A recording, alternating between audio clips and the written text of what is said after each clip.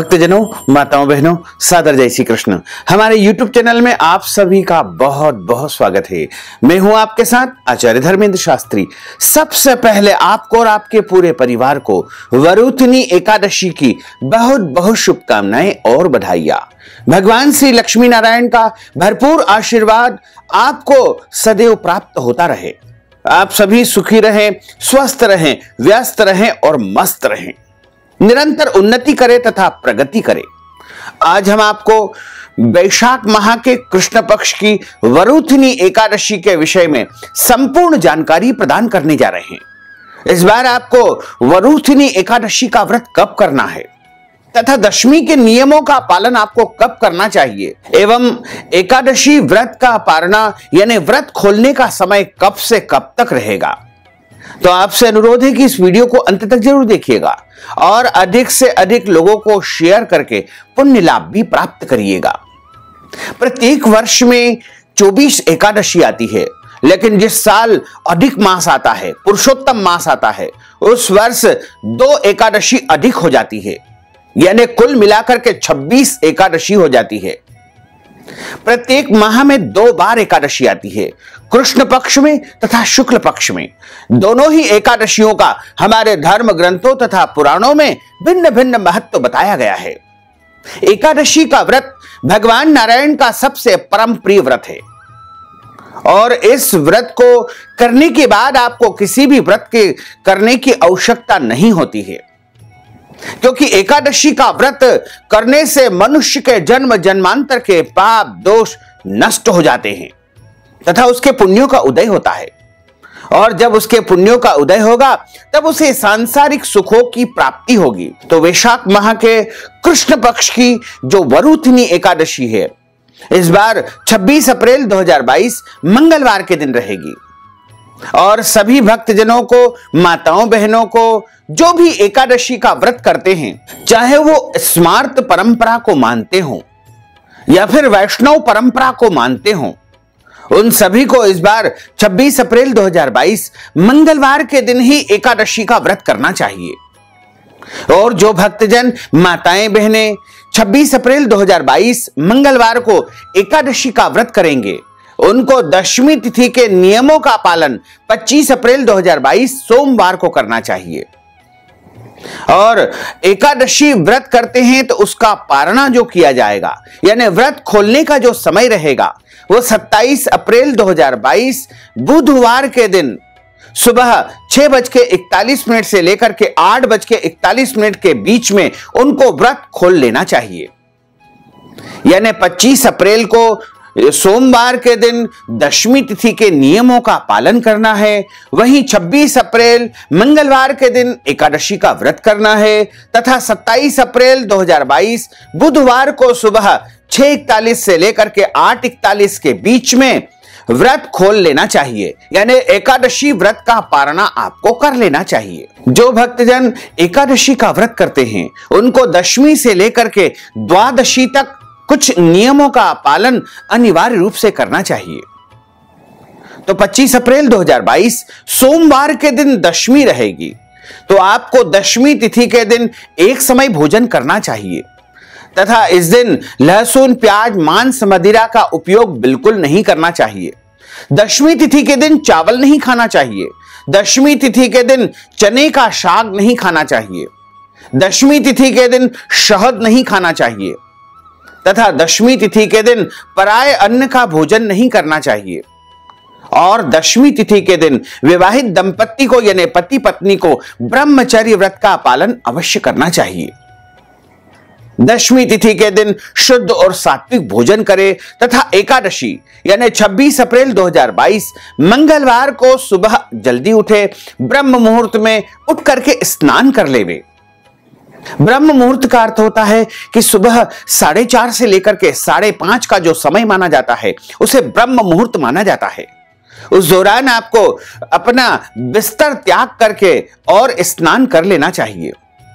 जब आप स्नान कर लेते हैं तो अपने पहने हुए वस्त्रों को आपको स्पर्श नहीं करना चाहिए तथा जिन बिस्तर पर आप सोए थे उनको भी आपको स्पर्श नहीं करना चाहिए। एकादशी के दिन शुद्ध और सात्विक पवित्र धुले हुए वस्त्र धारण करें।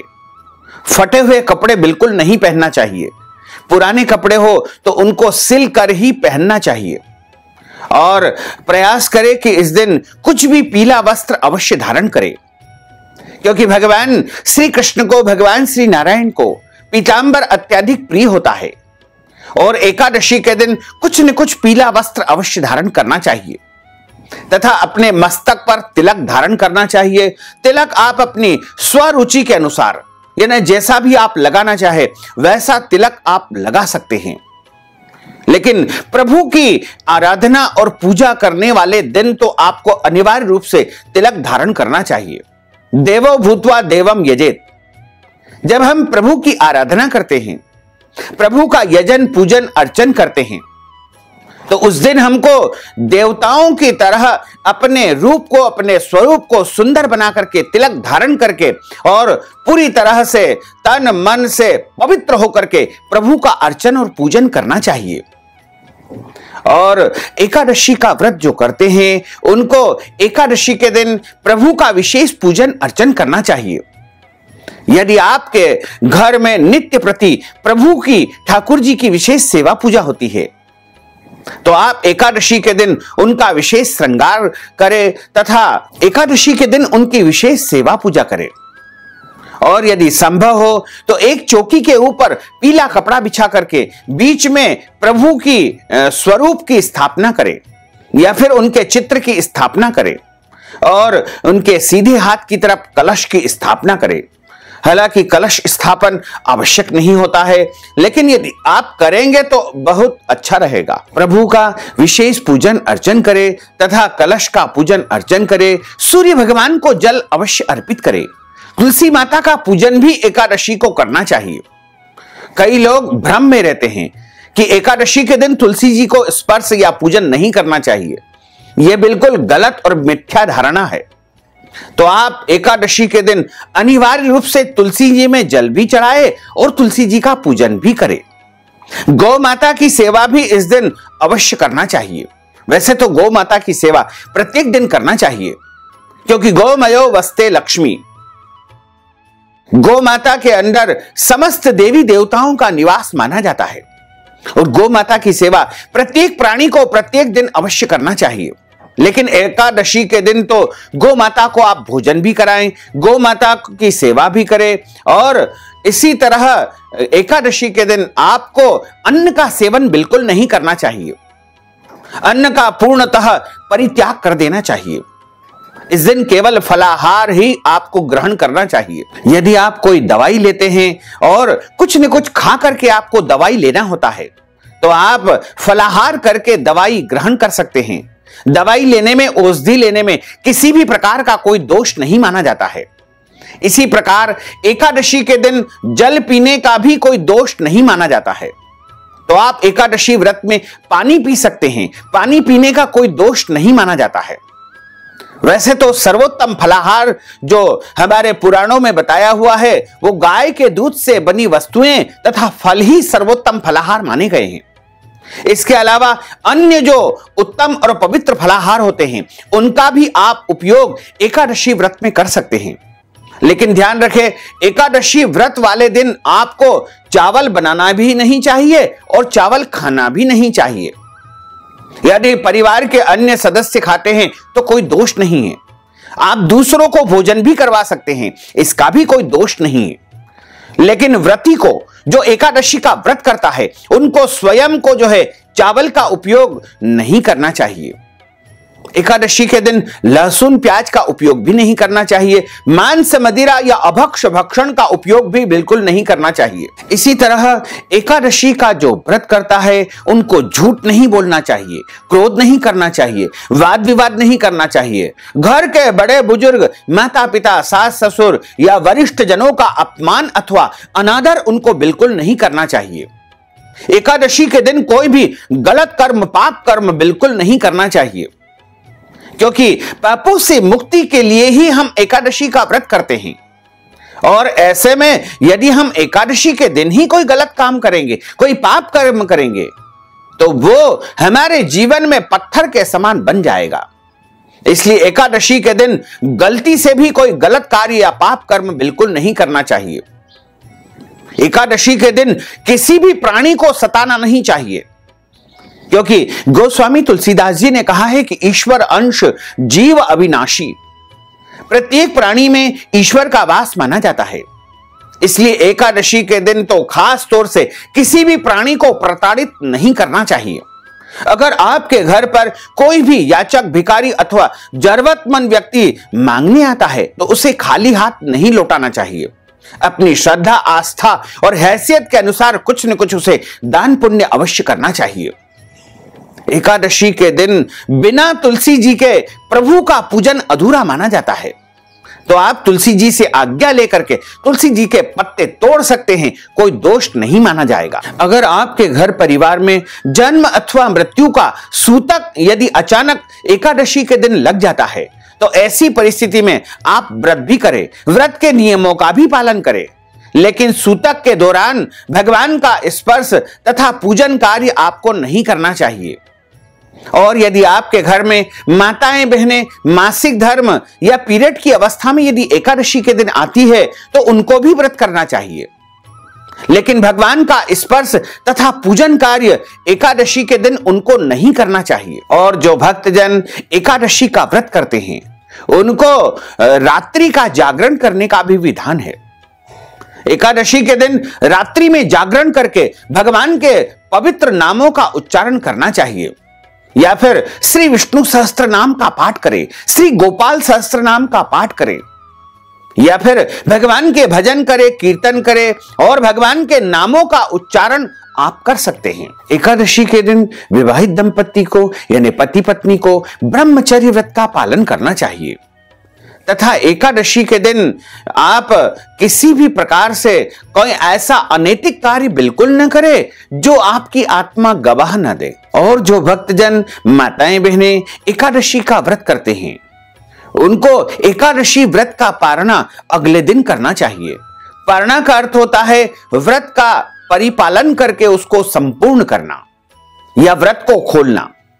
इस विधि को पारणा कहा जाता है। तो वरुथिनी एकादशी व्रत का पारणा आपको द्वादशी तिथि में 27 अप्रैल 2022 बुधवार को सुबह 6:41 से लेकर के 8:41 के मध्य कर लेना चाहिए।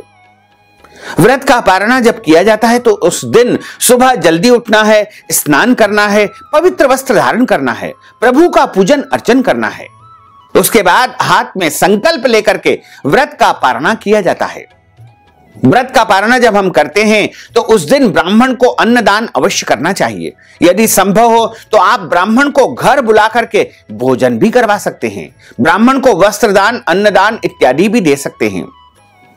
और वैसे भी यह वरुथिनी एकादशी वैशाख माह की एकादशी है। इस दिन आप चाहें तो जल कुंभ का दान भी ब्राह्मण को दे सकते हैं। तो ब्राह्मण को अन्नदान, दक्षिणादान, गौदान या जो भी आपसे बन सके उस प्रकार से आपको दान पुण्य इस एकादशी को अवश्य करना चाहिए। जो भक्तजन माताएं बहनें एकादशी का व्रत करते हैं उनको एकादशी की कथा अवश्य सुनना चाहिए, क्योंकि बिना कथा सुने एकादशी व्रत अधूरा माना जाता है। और कथा हमेशा किसी विद्वान ब्राह्मण के मुखारविंद से ही सुनना चाहिए, क्योंकि ब्राह्मण के मुख से साक्षात नारायण बोलते हैं, वासुदेव बोलते हैं, ब्रह्म वाक्य जनार्दन।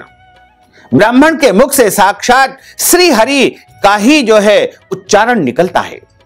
इसलिए आप किसी भी ब्राह्मण देवता के मुख से कथा का श्रवण करें और कथा सुनने के बाद में ब्राह्मण को अपनी श्रद्धा, भक्ति और हैसियत के अनुसार दक्षिणा दान अवश्य करें। अन्नदान, वस्त्रदान, गौदान, ब्राह्मण भोजन भी आप करवाएंगे तो अति उत्तम रहेगा। यदि आप हमारे द्वारा कथा का श्रवण करना चाहते हैं तो हमारे चैनल पर आपके लिए हम एकादशी की कथा अवश्य ही प्रस्तुत करेंगे। आप निरंतर हमारे साथ इसी प्रकार जुड़ते रहिए और कथा का श्रवण करते रहिए। निरंतर भक्तिमय जानकारी हम आपको प्रदान करेंगे। तो भक्तजनों, माताओं बहनों, अगर आप वरुथिनी एकादशी के निमित्त कथा की दक्षिणा प्रदान करना चाहते हैं, अन्नदान, गौदान, वस्त्रदान या ब्राह्मण भोजन करवाना चाहते हैं, या फिर वैशाख माह के निमित्त कोई भी दान पुण्य करना चाहते हैं, तो आप हमारे पेटीएम के माध्यम से, गूगल पे के माध्यम से, फोन पे के माध्यम से, या अकाउंट नंबर के माध्यम से, या व्हाट्सएप पेमेंट के माध्यम से नगद राशि पहुंचा करके वरुथनी एकादशी का या वैशाख माह का संपूर्ण पुण्य लाभ प्राप्त कर सकते हैं। साथ ही आपसे अनुरोध है कि हमारे इस ज्ञानवर्धक वीडियो को अधिक से अधिक लोगों को शेयर करिएगा, लाइक करिएगा, कमेंट करिएगा, और यदि अभी तक आपने सब्सक्राइब नहीं किया तो अभी और इसी समय सब्सक्राइब अवश्य कर लीजिए। आपको और आपके पूरे परिवार को सादर जय श्री कृष्ण, सादर धन्यवाद।